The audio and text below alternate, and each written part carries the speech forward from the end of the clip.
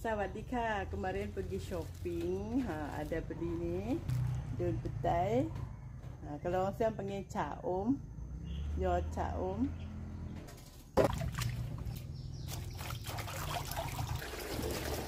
Cuci, dah siap cuci, kita potong.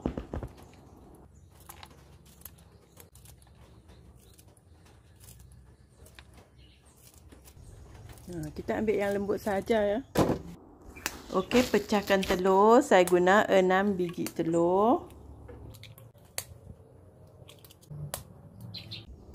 Masukkan kicap cair. Kicap cair apa tak tahu anak saya beli. Kicap ni wangi ya. Yang ni kicap cair yang biasa saya guna.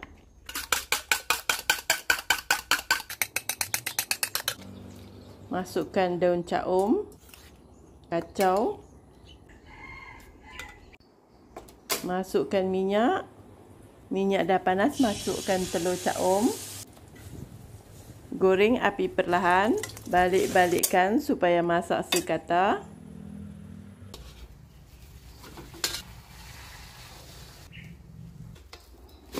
Dah masak, angkat, potong, siap. Khop kun kha.